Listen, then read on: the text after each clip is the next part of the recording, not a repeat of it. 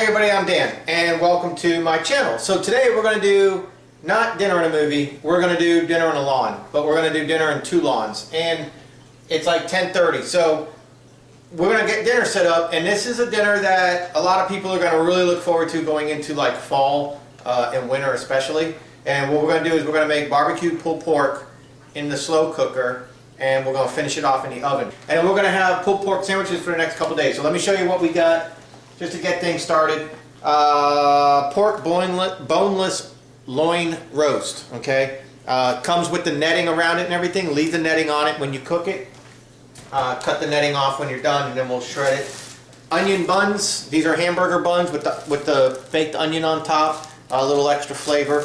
And we're going to use for our rub the same rub that we used the other day because it was really good. Williamson Brothers barbecue rub.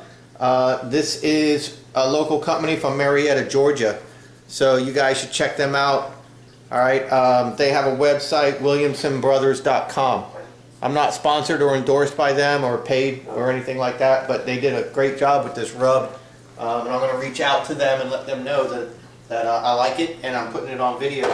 Also, we're going to go ahead and use a little bit more of the Hunter's Pride barbecue sauce as our final sauce. They're also good too, and they're right here local in Guyton, Georgia. So I travel to Guyton a lot for work. Hunter's Pride barbecue right there. I'm going to reach out to them and also going to let them know that they're doing a great job. So we got a pretty big day today. It's Sunday, and it's kind of weird, but I actually, oh, you like my new glasses? I actually have to go to Eyeglass World, Eyeglass Lab, Eyeglass something in the 12 Oaks Shopping Plaza off Abercorn. If anybody's local, Dr. Jackson there, eye doctor, awesome, and awesome people there. I'm getting fitted, or I'm getting trained on contact lenses today at 2:45. So what we got to do, so we got a busy day and we got to eat, and that's the whole point of this video. It's dinner and a lawn care instead of dinner and a movie. So that's our date, okay? This is our date. We're on a date right now, and we're going to do dinner and a lawn care. So the first thing that I want to do is, on my date, rub my meat. So we got to rub the meat, and I'm sorry, I have to kind of, you know what I mean? Because if I don't say it, you will. And my comments will be full of it, so I gotta one-line it myself before you guys get a hold of it. I took the barbecue rub and I put it in my own shaker. You can buy these shakers just about anywhere, but those are really neat. And I always like to wear gloves when I handle raw meat. So what I want to do basically is just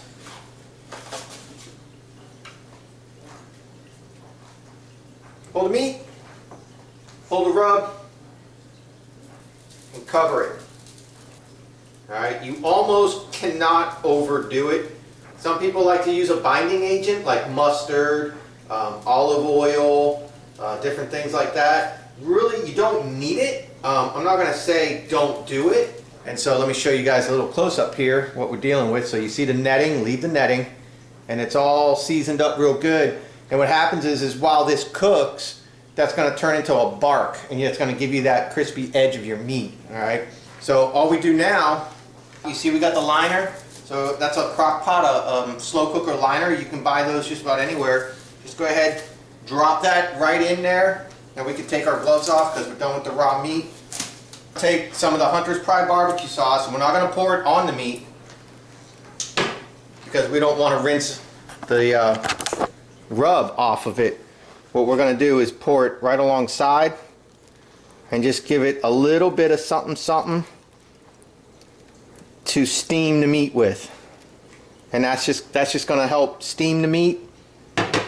And as the juices from the pork render, that'll mix with the barbecue sauce. But the real trick is going to be when we're done, we're going to go ahead and we're going to put it in a casserole, pretty much lined with tin foil. Cover it with some barbecue sauce, throw it in the oven 350 degrees for about 10 or 15 minutes. All we got to do now, put your lid on, push it to the back so the dogs don't get it, put it on low. It's 10:30 in the morning. We'll be eating dinner close to 6 o'clock tonight. Let's go cut some grass. All right, so we're gonna get ready. Oh, wait a minute. What am I thinking? We gotta get changed. Did you guys get your tickets? No, not the GIE. To the gun show. Oh, I think I pulled something. Oh shit, I need ice. So today we're gonna use the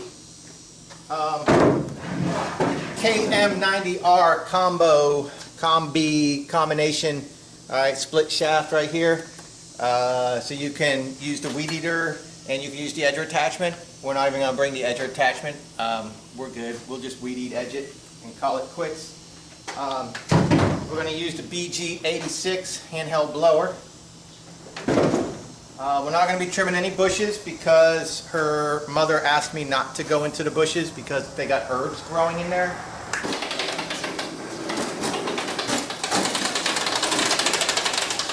We're going to use the Honda HRX 217 KVR, which is the self-propelled 190cc, well it's 186cc motor with the Versamo selecting. So I got videos that talk all about this machine. It's pretty awesome.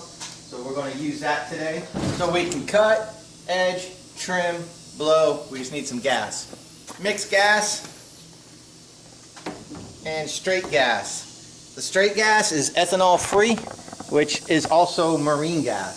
So there's no ethanol in here. All right, it's 89 octane straight gas, no ethanol. Ethanol is bad, bad, bad for small engines.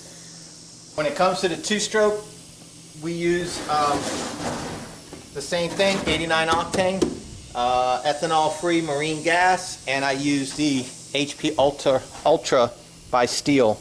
Makes 2.5 gallons. So you can buy these in the 6-pack, drop one into this 2.5er right here, and you're down the road. That's all you need. But that's mixed, we're good. Okay, also for a little bit of engine life and clearing up my equipment, keeping things running good, got a little bit of Syphon I put in it a couple weeks ago. I poured it straight into all the fuel tanks of each of the machine, and I mean like a little bit, like an ounce. Then I put about 3 ounces of this into the 2.5 gallon mix there, and 3 ounces into that 5 gallon can there. And there's all types of videos on YouTube about Syphon. It's good stuff.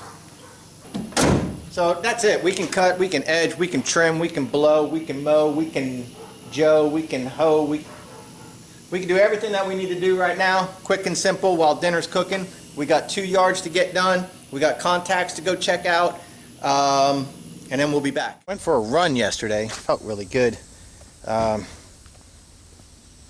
We're up to $3,400, almost $3,500 now on the St. Jude Children's Research Hospital. So that's pretty kick butt. So I appreciate all that. We're going to go ahead and weed eat and edge at the same time.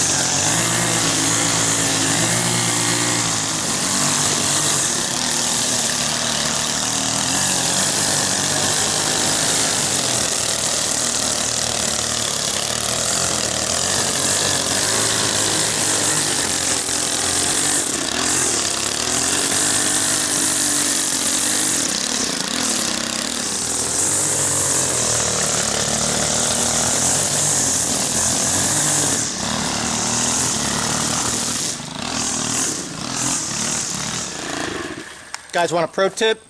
Let me give you a pro tip.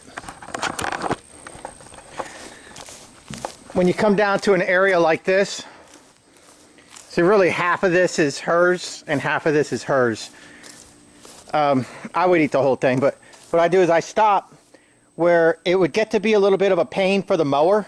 Like if I had to come down here with the mower and it's downhill and I got to back it up and move around, just come to a point to where you're going to turn your mower a natural arc and leave yourself room with the bushes. So weed eat all this. You can do it with the weed eater much quicker than, you know, messing around with your mower. Now, if you got a zero turn or something like that, that's different. But I'm talking about a push mower that you actually have to muscle. Just come on down and find that little spot. You can make your turn and you don't have to mess down there. Little things like that, you know, the weed eater is going to be a lot more convenient for you to be able to do those sort of things. And, you know, if you're doing 4 or 5 of these in a day, it adds up.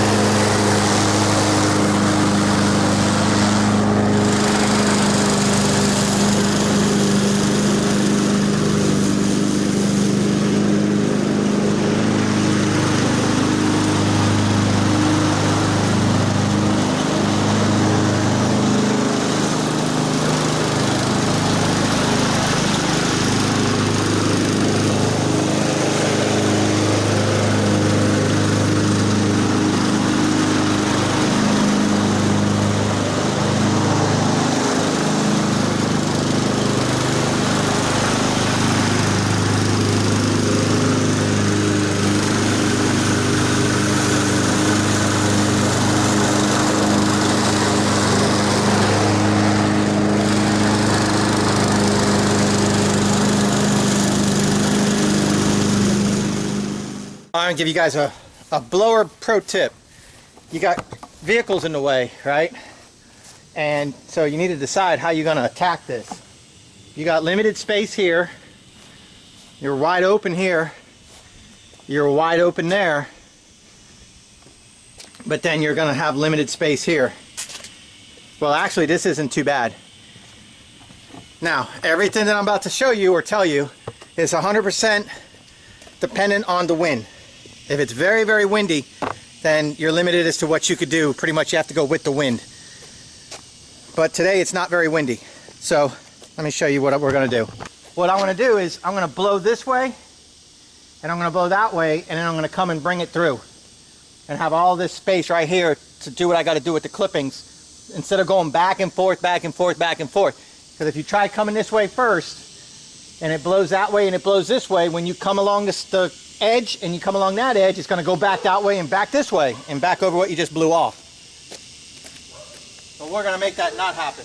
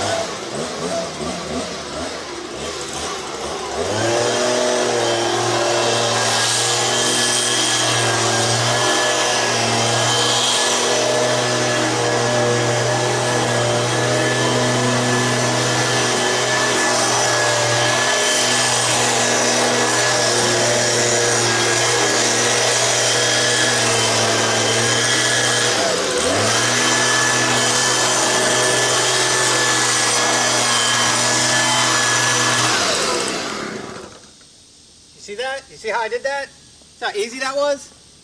Think ahead, you know, look ahead at what you're going to do. Blow it this way, and then bring it on down. And you're not going back and forth around the cars.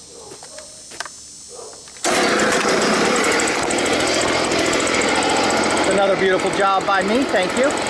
Next time I come here, I'm gonna hand snip. Next time I come here, I'll hand snip some of these bushes and those low-hanging branches. And some of those right there too, if they don't do it. If they do it, great, but I'll hand snip some of the big stuff.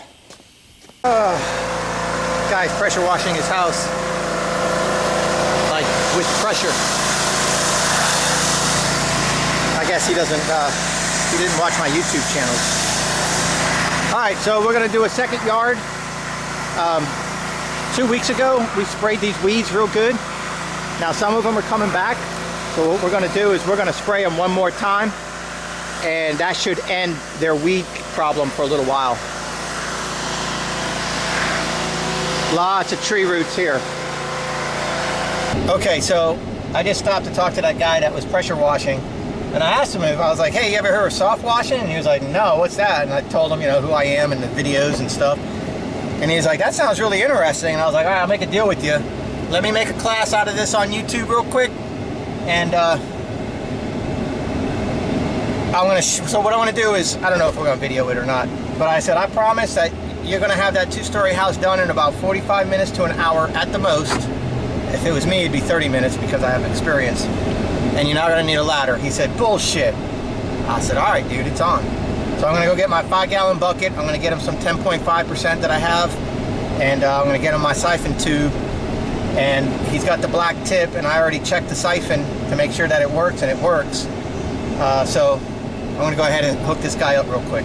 Okay, this guy would have been here doing high pressure for probably a good over half a day and having to climb a ladder. My goal today is to show him soft washing. I'm going to let him borrow my pink tip because he does have a 2-story. So I'll let him borrow my pink tip. I'm going to hook him up with about 3 gallons of bleach, and I'll leave the drum with him. That's 10.5. And I put a little bit of Dawn in it. I'll show him how to fan tip it, and I'm going to go cut my grass. By the time I'm done, he'll be done. I can't tell you how happy this guy is. Right now he's using the black fan tip. He just got all the way up there with the pink. Now, he's new, he's a rookie, so he doesn't have good technique. He needs to learn technique. But he's doing it, he's getting it. And I told him, go around now to the front and get all this. And when you're done, that'll be clean. Pull the siphon hose and go ahead and rinse with the clean water, and you'll be done. The guy's about to shit himself. He's like, I'm gonna quit my job and do this. Yes, you can. Are you guys ready to watch a train wreck? You see that stander? My buddy's gonna let me use that Exmark 36-inch stander. I used one briefly, but not for like a day. And look at this guy, he's done. And the time it took me to weed eat and edge the front and backyard, he's done. The whole front and the side is done.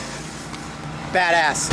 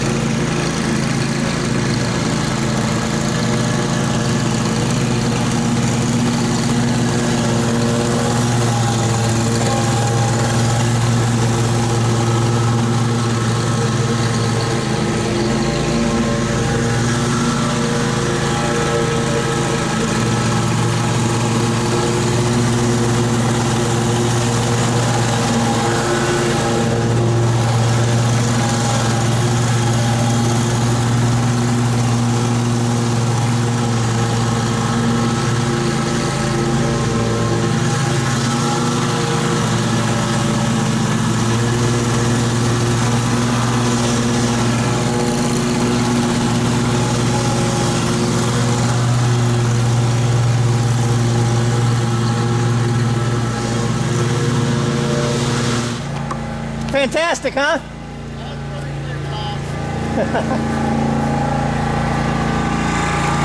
He's happy.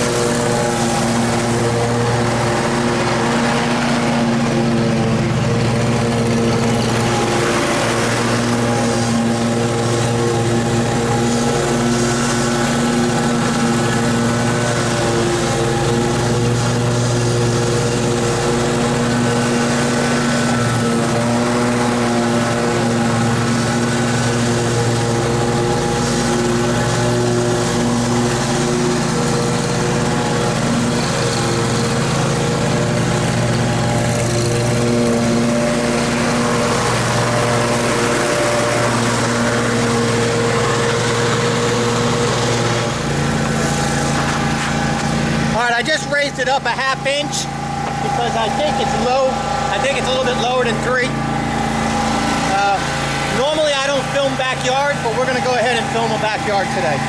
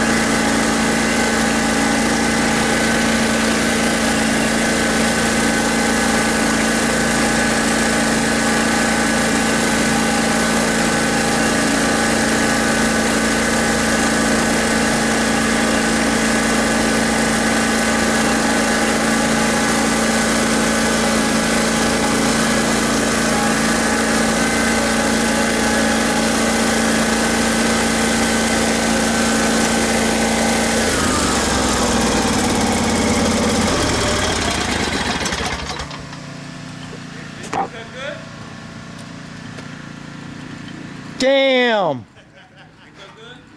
That looks good. Time check, 1:35. We need to blow and go, baby. I got 1 hour and I gotta be getting trained for my contacts. Look, he's a hero. Look at his wife, he's a hero.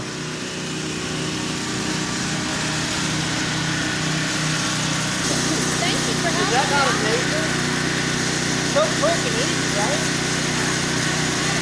And you know what? There's so much paper that's not on a wet rag. I won't do that. It's 1:54. I ran back down there real fast and I gave them the BE Whirlaway surface cleaner so they can start doing their concrete, and so that's it. So I'm gonna make like Superman. I'm gonna go into my phone booth over here and I'll be back. Alright, we ready to go? We gotta do this right now because my appointment's in 30 minutes and we gotta get going. I did check on the pork. Oh my goodness gracious, it is smelling so good in there. My dogs are probably going crazy. We're all showered. We got 2 done. We made $80 for St. Jude Children's Research Hospital. We're gonna go get trained on putting in contacts. So I'll be back and we'll just have to see what happens. Sorry, we did it. We got contacts now. So I have transition lenses. You know, progressive. They're progressive bifocals without the line. So the thing is that what the doctor said was the problem that you might have with contacts is they don't work like glasses. So they kind of find like a happy medium and that's what they give you. And a lot of people will complain that they don't work and will go back to glasses. So we did training. It's 3:42. So I was in there for almost 45 minutes of training. But not just sitting there learning how to do it, but going in the back with the doctor and, you know, cover an eye now that we got the contacts in. So we did all that. Here's my prescription, by the way. I'm not that blind. You guys might think I'm blind, but I'm not that blind. Contact lens is plus 0.75 for each eye and an add low. So that's it. Yeah, replacement. 4 weeks, so I can wear the same contacts for about 4 weeks. He said you'll start feeling them when it's time to get rid of them, but definitely you're not going to want to go more than 4 weeks. He said 3 to 4 weeks would be about the max. A box is about $100 before insurance, and that's about, there's 6 in a box, well 12, 6 sets. So $100 before insurance, so you're looking at $200 for the year for contact lenses. And you think, well, that sucks because you got to do that all the time. Yeah, but my glasses, these glasses right here were the cheapest glasses that they have just about for transition, and I paid $175 because of the transition lens and a halfway decent frame, and that's before insurance. I didn't use insurance for the glasses that I just got. That way I can use insurance for the contacts. If I used insurance for the glasses, they pay 50%. But that's the cheap. They don't go tinted or anything like that, so they're worthless. I have to have tinted sunglasses during the day for crying out loud, or tinted glasses. They have to tint, or you know what I mean? My eyes will hurt for crying out loud. It's bright here. So when you start thinking about the money, like, oh, you have to buy contacts for the rest of your life, you always have to buy them. Yeah, well, every year you're going to buy a new set of a new pair of glasses. Every time you do your exam, your prescription is going to change. I mean, no matter what, your prescription is going to change. It's in their best interest to change your prescription, you know what I'm saying? So you're always going to be spending money. The last set of glasses I bought that did the automatic darkening, so they call those the transition, and then the polycarbonate lens, so they'd last a long time with my lawn mowing and stuff like that, so they wouldn't get scratched up like glass or whatever. I still paid like $500 or $600 out of pocket. They were like $1,300 or $1,400 for the glasses. Because of the lens, the frame, the transition, progressive, all that, the warranty, the clear view, when you put all that in, then you start spending the money anyway. So $500 for a halfway decent pair of glasses with the insurance, and then you break them, which I broke them, and had to get another pair, and I broke them. So yeah, the contacts you still pay, but the glasses you pay as well. That's what I'm trying to say. So it's going to cost me $200 a year for contacts, it's going to cost me $500 or $600 for one pair of glasses. Either way, in a year, I'm going to have to get more. And that $200 a year for the contacts is before insurance. So plus she said if it's $100 a box, 6 in a box, or 6 sets in a box, if you buy a year's worth, they give you a discount. So I'm saying $200 before insurance, and that's before the discount. So let's see what the discount is, and we'll know that. They said they're not going to order the prescription until Thursday or Friday. They want me to wear these for a week, and it'll take about a week for the prescription to come in. So they want me to try these out and see how they work. And it's great. I mean, I can read. I'm able to read where I wasn't able to read at all, and I don't have to like go like this. I don't have to do any of that crap. I can read. So, and I can see. So I'm happy. All right. Let's go home. All right, guys. So we're back. We're done. We made our 2 yards done for the day, and we got our errands all done. So now we're back home. It's 5:30. So when did we start this? 10:30? Was it 11? I don't remember. But anyways, you're looking for an internal temperature inside this, anywhere from like 145 and up. Of course, the higher the temperature, the more you risk it being dry.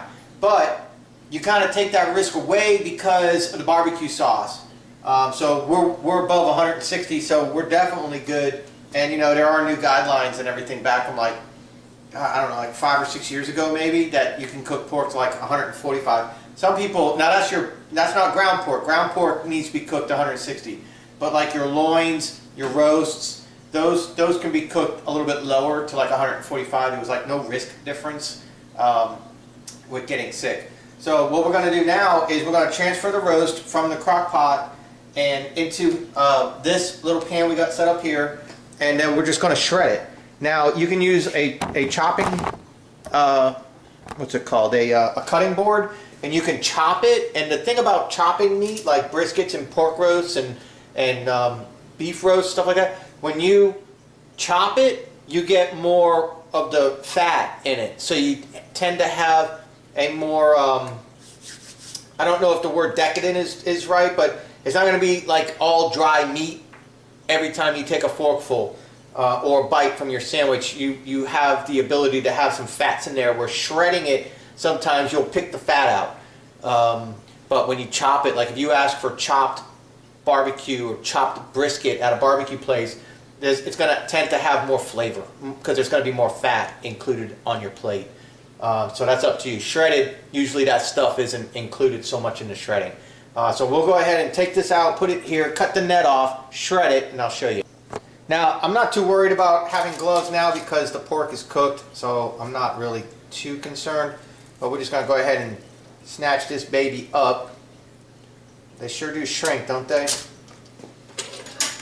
And I got scissors. I had scissors. But yeah, you got this net here, so we just cut this net right off. And like I said, it don't really matter. We're going to shred it anyways, so it's not a big deal. But you see how hopefully you can see. You see how the rub turned to like a bark? You see how you got this crust right here? So that's your bark. So that you get when you smoke food on a smoker. That's called the bark. And that's good. That's all going to be a part of this as we shred it. All that bark will be a part of it. All right, some of the skin came off. We don't want to lose that. For sure.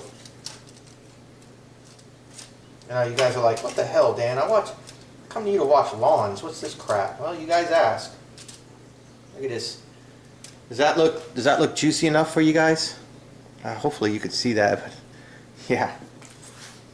Oh my goodness. Oh my goodness. So there you go. There's your roast. Done in the slow cooker. And it was doing this all day while we were out working. Now, you can ladle on some of the drippings, but that's going to be quite a bit of grease. The little bit of barbecue that we put in there flavored the meat and, you know, flavored it through. Let me wash my hands real quick. But what we're going to end up doing now is just shred it. And there's a technique to shredding. You hold it and you take another fork and you just start tearing. Oh my God, look how juicy that is. Can you see that? Wow. I got this on 1080, by the way. So go into your settings if you want and put your settings to 1080 for this video, because the cooking part is recorded in 1080 and the lawn part was recorded in 720. So if you want to see this juicy goodness, then please do. The tin foil is just to help make clean up a little bit easier. I don't mind if I tear it a little bit and it leaks through. But see, now we have nice shredded pork. So you can call it pulled pork, whatever, barbecue. And there's enough to make a whole family's worth here. What size was this to start? We started with 2.2 pounds. Okay, so a little over 2 pound pork roast. Unseasoned. I don't want their seasonings. I do my own. And there you go. So you can easily feed a family of 4 with this. You know, you're going to get 1, 2, 3, 4, almost 5 sandwiches, and then of course, you know, make your sides. Now, if you don't want to make a sandwich, you can just blob the meat up. We'll turn the oven on, 350. And there we go. That's a nice pulled pork little casserole, I guess, if you want to call it that. And now what we're going to do is we're going to take the barbecue sauce that we had originally seasoned it with, the Hunter's Pride out of Guyton, Georgia, and mix this up. And we're just going to go ahead and put a nice thin little layer on.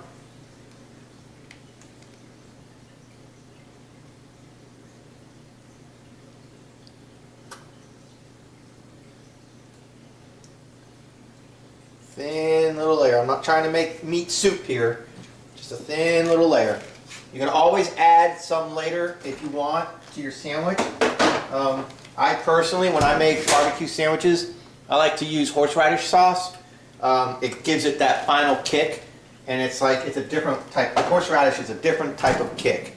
Really something else. So there you go, guys. Now, you can bake this down covered with tin foil if you want for about 10 minutes, and that's just going to help bake the sauce in, or you can leave it uncovered, and what's going to happen is the dry heat of the oven is going to dry some of the grease from the drippings. So it's up to you. I'm going to bake it covered because when I took it out, it really wasn't that bad.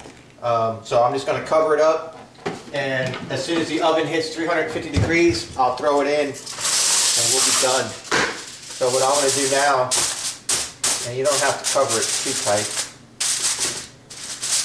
What I'm going to do now is start editing this video, and then I'll put the camera back together and show you guys a plated up finished product here. Alright, so here we go. We are done, and these are the onion buns that I showed you earlier. So I got a couple buns here. Here's the bottoms.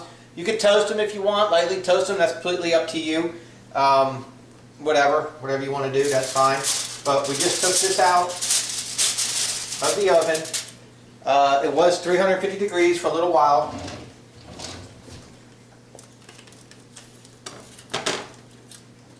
And so, there you go. See, the barbecue sauce didn't cook through. It just kind of caramelized on the top a little bit. I did cover it, and it was 350 degrees for about 10 minutes. All you gotta do now is ladle it on.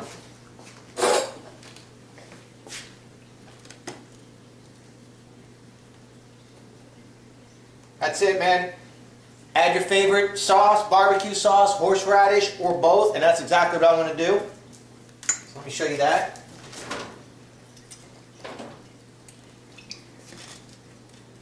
Just a touch of some cool from the refrigerator barbecue sauce. Not too much. A little bit there.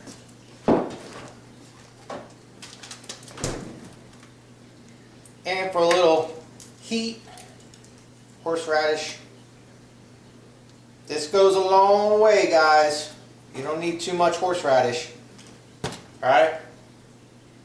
Slap that baby together, and you got yourself an easy to make barbecue pulled pork sandwich while you were outside hustling and running your errands or doing your full-time job or whatever it is you got going on.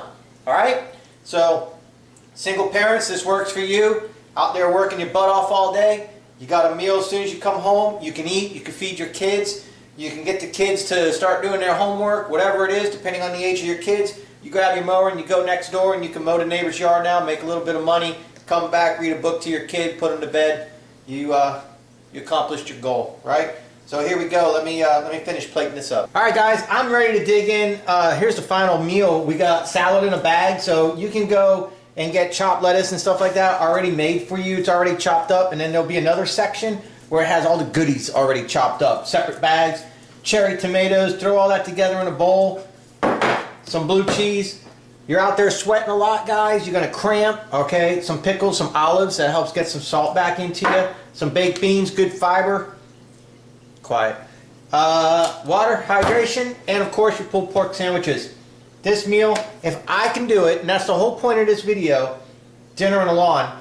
If I can do this, 6 o'clock at night, having mowed lawns, teach a guy how to do a house wash, try out that stander, go to the appointment, contact lenses, do all that. If I can do all that in a day and still eat like this and not have to order out and not eat garbage and not eat microwave food, then so can you. And that's the whole point of this, okay? So don't let your side hustle make you unhealthy, basically, is what I'm trying to say. It's a good, healthy meal right here. It's got all your food groups that we like. It's got good. And that's all that matters, okay? So, anyway, in case you're wondering how I was able to jump on that dude's stander and pretty much after a couple passes ride it like I've owned it for years, is because I used to have paddle controls on a 52-inch hydro walk-behind a few years ago. So it's very, very, very, very similar. And I used to have the Velky to stand on, and it was just like having a 52-inch stander. Same paddle controls and everything. So that was really it. And he did say, when I got the machine from him, he was like, dude, the blades are dull. I wasn't planning on using it today. I'm just trimming up some bushes. And I was like, yeah, no problem, man. So that's why I went over it a few times like I did. And it seemed like it was cutting lower than the advertised 3-inch. So I raised it to 3.5-inch, and that still seemed like it was lower than the advertised 3.5-inch. Seemed like it was cutting lower than my Honda. And I cut that yard at, I think 2 3/4 or 3 inches. I don't remember. But the backyard was soaked. It was 2 weeks today that it was last cut.